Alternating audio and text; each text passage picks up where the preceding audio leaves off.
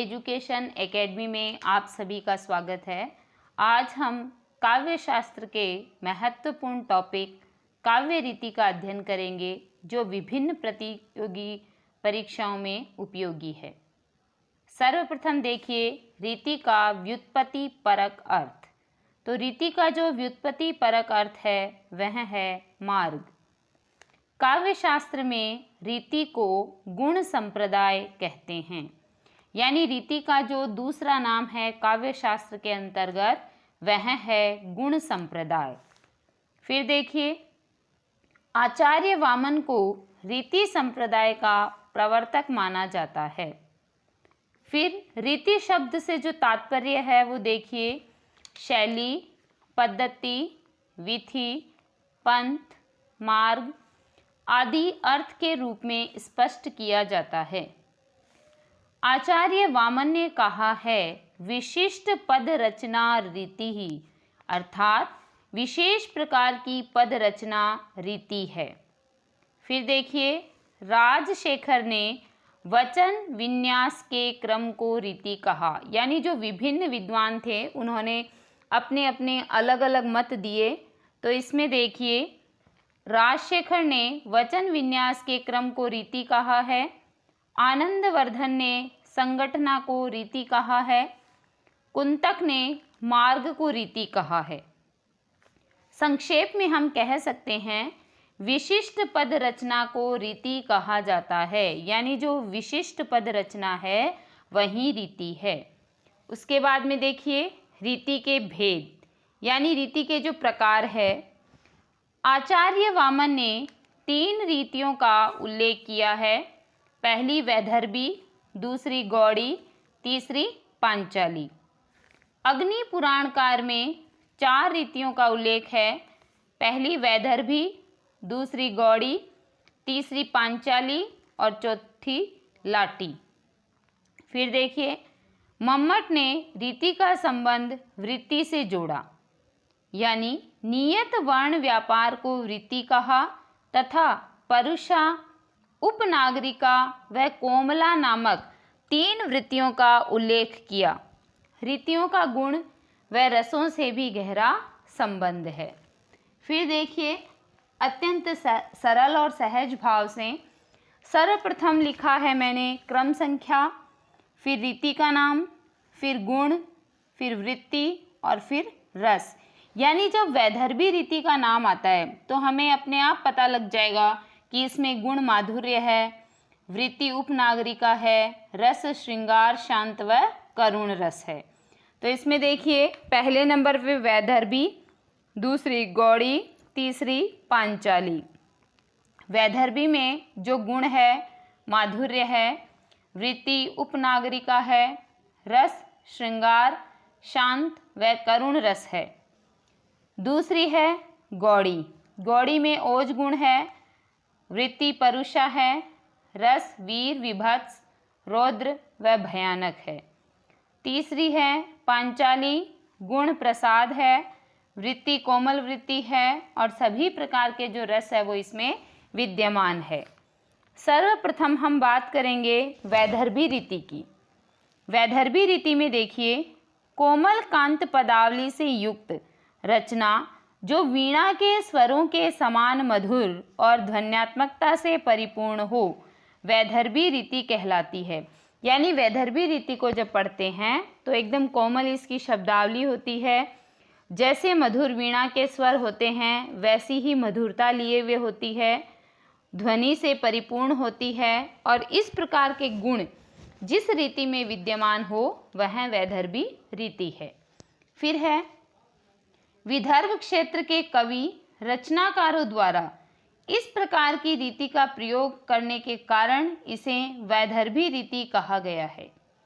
फिर देखिए इस रीति में पद रचना कठोर वर्ण, लंबे सामासिक पदों से मुक्त हृदय को आनंद से द्रवीभूत करने वाली होती है। यानी कुल मिलाकर कहने का अभिप्राय ये है कि जब हम वैदर्भी रीति का अध्ययन करते हैं, इससे युक्त काव्य का अध्ययन करते हैं तो हमें आनंद की प्राप्ति होती है। उदाहरण देखिए कंकण किंकिनी नुपुर धुनी सुनी कहत लखन सम राम हृदय गुनी। इसी प्रकार जो भी मधुरता लिए हुए काव्य होता है वह सभी वैदर्भी रीति के अंतर्गत आता है। दूसरी है गौड़ी रीति। इस रीति में ओज या तेजस्विता का भाव होता है। इस रीति में लंबे सामासिक पद, कठोर वर्ण तथा संयुक्ताक्षरों का प्रयोग किया जाता है। यह वैदर्भी रीति से विपरीत है।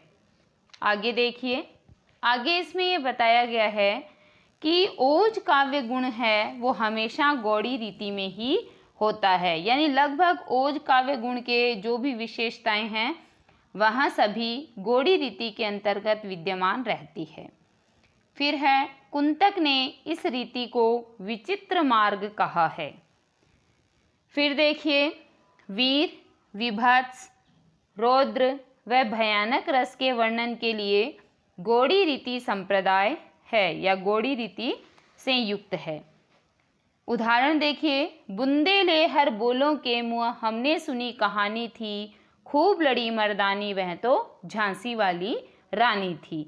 यानी इसके अंतर्गत ओज काव्य गुण जो है वो विद्यमान है, इस कारण इसमें गौड़ी रीति है। फिर देखिए विभत्स की बात, घर में लाशें, बाहर लाशें, सड़ती लाशें, नुचती लाशें, दुर्गंध घोटती है सांसें, इंसान हुआ लाशें लाशें। तीसरा देखिए पांचाली रीति। पांचाली सुकुमार शब्दों के साथ सरल व सहज अर्थ से पूर्ण होती है। यानी जिस प्रकार हम काव्य को पढ़ते हैं और प्रसाद गुण के अंतर्गत उस काव्य को देखते ही हमें उसका अर्थ समझ में आ जाता है, किसी से पूछने की आवश्यकता नहीं रहती, उसी प्रकार पांचाली रीति के अंतर्गत होता है। फिर है प्रसाद गुण में पांचाली रीति तथा कोमल वृत्ति का प्रयोग होता है। फिर देखिए रचना का अर्थ तुरंत समझ में आ जाने से इसका प्रभाव पूरे चित्त पर पड़ता है। जिस तरह पके हुए अंगूर का रस बाहर से ही झलकता है, उसी तरह प्रसाद गुण से युक्त कविता का भावार्थ शब्दों से झलकता रहता है। नीति, उपदेश एवं भक्ति भाव से पूर्ण रचनाएं पांचाली रीति में लिखी जाती है। यानी पांचाली रीति वह रीति है जिसके अंतर्गत जब हम काव्य का अध्ययन करते हैं तो उसका जो भावार्थ है वह हमें सहजता से समझ में आ जाता है। उदाहरण देखिए, उदाहरण तो कोई भी ले सकते हैं। पूर्व चलने के बटोही बाट की पहचान कर ले, या धीरज धर्म मित्र अरुनारी आपतकाल परखिए चारी। जैसे हम इन दोनों काव्यों को जब पढ़ते हैं तो इनका जो अर्थ है वह सहजता से समझ में आ जाता है। किसी से उसका अर्थ पूछने के लिए हमें मेहनत नहीं करनी पड़ती या प्रयास नहीं करना पड़ता, तुरंत ही उस अर्थ का जो भाव है कविता का वो समझ में आ जाता है। तो काव्य रीति जो है काव्य शास्त्र का अत्यंत महत्वपूर्ण टॉपिक है, और महत्वपूर्ण रीतियों की जब हम बात करें तो ये तीन ही प्रकार की होती है, वैदर्भी रीति, गौड़ी रीति और पांचाली रीति। तो आज हमने काव्य शास्त्र के महत्वपूर्ण टॉपिक काव्य रीति का अध्ययन किया है।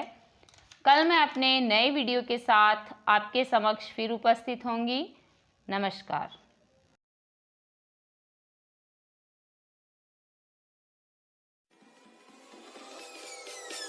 Peace.